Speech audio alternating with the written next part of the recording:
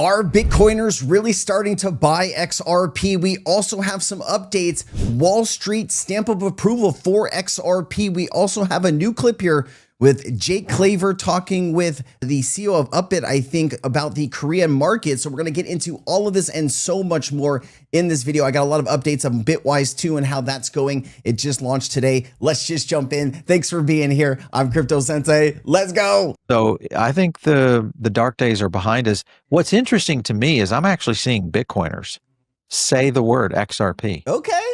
Oh yeah. Yeah, I would have never said it 5 years ago. And they're saying the word now, and it's intriguing to me, I must say. You know, listen, we're a very neutral channel and a research team here, so we've been talking about XRP for years and years, as well as Bitcoin, Ethereum, Solana, some of the greater assets that are out there when it comes to digital. Interesting that he said that he wouldn't have been saying XRP 5 years ago too. So something switched. I'd like to understand what switched, right? Was it you woke up one day and you saw the light, you saw the utility, you met Brad Garlinghouse, right? What was it? I hope the answer is not, my company just wants to make money and we saw XRP as a way to do that. I don't think that's what it is, but after hearing that, I kind of need to do some follow-up to find out how Stephen McClurg actually started to get into XRP. I guess it doesn't really matter, but that's how my brain works. I really want to know now, so I'm going to go find out. All right, XRP just got the Wall Street stamp of approval. Let's play it. Let's not, walk away from it. I mean, altcoins absolutely got decimated last week, so including XRP, which could open up because there's been a lot of people on speculation that this validation from Wall Street into the XRP ETF has only made that token stronger in terms of people actually starting to say, hey, maybe XRP is a thing. Are you finding that sentiment out there in the market? I really am. XRP, well, I'm really going to point to three that I'm focused on right now. And one of them is XRP. Wall Street's really paying attention. You've got, obviously there's a lot happening in that ecosystem. There's a lot happening with the XRP ledger that's extremely positive, but that's all, financial rails and wow. Wall Street is paying attention. That is all financial rails, right? Stephen McClurg's job is to go out and talk with financial advisors, financial institutions, right? Wall Street hedge fund people. That's who his friends are. That's who his client list is. So if that's what he is hearing from them, that means we are the buzz of the town. That's exactly what that means, right? When you have 900 ETFs launch an entire year and the spot XRP ETF was the one that is first place, people are going to talk, right? Maybe we should be taking a look at this asset, right? There's obviously a community there that is very passionate about this. What do they know that we don't? Let's go explore. I like that. All right, here's Arthur. Massive XRP outflows continue, and this chart will be key in the coming weeks. Right now, we're seeing sustained red bars, outflows, as XRP keeps leaving exchanges. That's why the price keeps sliding. But once ETFs inflows start hitting the market, Bitwise, Franklin Templeton, Grayscale, 21 shares, this chart could flip green fast. We need more green net inflows before calling any real bullish reversal. So, we'll have to see how this plays out. I will be keeping a close eye on the chart. As the price dips, though, it is an opportunity for those people who are willing to take that risk. Black Friday is upon us, and Decent has the biggest discount all year round. From November 20th to December 3rd, you can save up to 40% on a biometric wallet 2X package, normally $348, now just $189. Woo! Or grab the standard biometric wallet for $109, down from $159. This is a limited time special offer, so don't miss out on gifting self-custody to friends or family this holiday season. Remember, the referral link is now pinned in the comment section and at the top of the video description. Secure your wallet while the deal lasts. Let's go ahead and learn a little bit more about Decent's technology. The team over at Decent just sent me their new wallet, and I am thoroughly impressed. Let me tell you why. This is one of the first wallets I've been able to pair to my phone to secure, handle, and trade crypto seamlessly. Decent's technology has a fingerprint biometric scanner here, which allow you to keep your crypto safe only with your fingerprint. Like I said, they have the biometric type, which you're seeing here. They also have a card type. And of course, you can use the mobile app. More information on that in just a second. They support 85 mainnets, 4,600 cryptocurrencies, and they are working with newer projects every single day to add them to their cryptocurrency storage.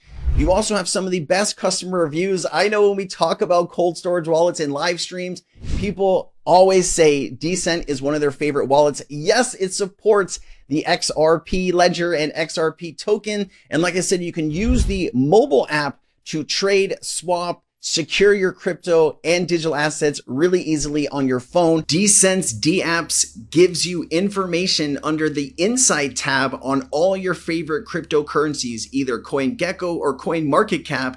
Check pricing, news, and stay up to date with Decent's state-of-the-art app technology. Simply connect your Decent device to the app and bam, you have everything that you need. Also, if you want to add any type of account to Decent, you connect your wallet and you can start trading inside of the app, send, receive, swap, all at the hands of your fingertips. Decent state-of-the-art apps makes it super easy to trade your favorite cryptocurrencies. One of the ways Decent makes this so secure is their MCU chip. It handles the device's operations and user interface. It stores and protects the private keys, and how it works is your private keys are generated and stored only in the secure chip. The keys are kept offline and never leave the device. Right now, you can use my link to get $10 off plus an additional $20, so $30 off right now, a Decent wallet. There's going to be a link down in the description if you want to support the channel and also secure your crypto with Decent. Now is the time. Thank you so much for watching. Let's get back to the video. The amount of XRP left on exchanges has dropped sharply in November 2025, with massive outflows reported multiple times during the month. In just one 24-hour period, 149 million XRP, approximately 336 million worth, left centralized exchanges, leading to a significant tightening of available trading supply. Recent analysis that generally about 4 to 5% of all XRP in circulation is now held on major centralized exchanges, down substantially from earlier in the year with a reported circulating supply of around 60.17 billion XRP. I think it's a little higher actually. This means about 2.4 to 3 billion XRP remains on exchanges. All right, here's that clip with Jay Claver. I'm based in Korea, and with the only 53 million population, which is quite small because, probably 50% of the Japan, and maybe, I don't know how many people are in the United States, but definitely more than 300 million people. Oh, 360 million. Yeah.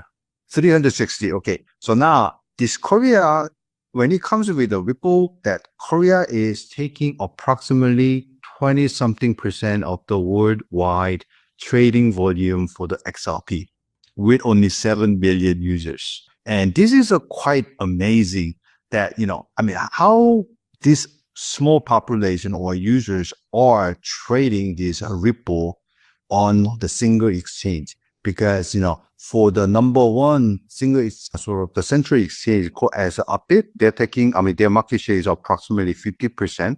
And average daily trading volume is more than 516 million US dollars for trading volume for the Ripple itself. And when it comes with the other registered four exchange, you could imagine that, why the Korean people are crazy about the Ripple. And in 2024, that the peak was a 700 something million US dollars for daily transaction. That was the peak time for the Ripple area. And indeed that, when we introduced this Spark token airdrop event in 2020, I don't know whether you read. Oh yeah. Yeah, because the Spark token made an announcement that, who hold any user who has a Ripple that you are entitled to receive the Spark token. So we made the very comprehensive guideline that how to register, and we got very good attention from the Ripple community. And now the Spark token is supporting the Flare, which is one of our good partner. But frankly speaking, that I really do not know that why Korean people are so crazy about the Ripple. But one thing I know is the Ripple got very good attention from the Japan market. And entire team do the same sort of the marketing strategy in Korea on following year. So I think, there is a big event is coming in September timeframe, which is a Korea blockchain world. And we are scheduled to have a separate meeting with the Ripple Foundation CEO so that, we can discuss about, what are the things that we could contribute to make this Ripple economy or ecosystem healthier and bigger. Because one of the focused country that Ripple is looking at is the Korea market. It's kind of crazy that 20% of all XRP trading is happening in Korea. That is a massive amount. And if and when XRP does what it's going to do, there's going to be a lot of really wealthy Koreans, right? My hat's off to you guys. You guys figured it out early. You deserve it. All right, XRP takes over a bit, leading to an entire exchanges with massive 24-hour volume. Korea is sending a loud and clear message. Here's XRP first, Bitcoin second, Ethereum third. Man, that is pretty cool. Today is the day we're launching the Bitwise XRP ETF. If you're seeing this video today on the 20th, look out for the complete update video on everything Bitwise. I've been tracking everything throughout the day. I'm going to put it all into one video so you can be completely updated, get the play-by-play action so you can kind of be there in the moment. It's a big step forward for XRP, the world's third largest crypto asset, which aims to reshape the market for global payments. To mark this historic event, we're hosting a live space with Joel Katz, Matt Hugan, and Eleanor Tarrant. I will have clips from this, guys. This should be a good space. If you haven't taken a look at it yet, I will bring it to you. Two giants, Franklin Templeton and Grayscale, are launching XRP ETFs November 2024. Institutional floodgates are opening. Franklin Templeton, 1.5, I think it's a little higher now, 1.6 or 1.7 trillion assets under management, and Grayscale, 40 billion. Looks like James says our base case is that Grayscale XRP ETF goes live on November 24th, and so does the Grayscale Dogecoin ETF. And I think the Franklin Templeton could go live on the Monday, the 24th as well. Lots happening this next week. And then here's just a little initial volume that we are seeing. Bitwise XRP ETF first hour. Volume ignites 434,000 share volume, $10 million. 1 day projection, 66 million. We will see if that caught up throughout the day and see if it's still tracking. This is 3.5 hours left. It looks like there's been $20 million. So it definitely slowed down after the first, 30 or 40 minutes. Now, regulation is going to play a key part in pushing the crypto market forward. I actually was having a conversation with a close friend of mine who's actually called the tops of a lot of markets in the past, and she believes that the market is already over.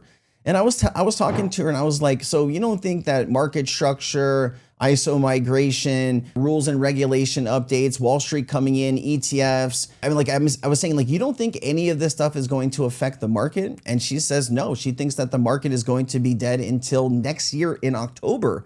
So I'm trying to get a little bit more information out of her, but there are people that believe that the cycle is over, and there are people that believe that there's still, good days to come. Let me know where you guys are down in the comments. It does look like we are kind of 50-50 here, with people saying we're still gonna make it, and people saying it's over. They're putting some stuff into stablecoins. There is some new hope that a major crypto bill could see its first votes in the Senate next month after bipartisan talks around the measure have restarted.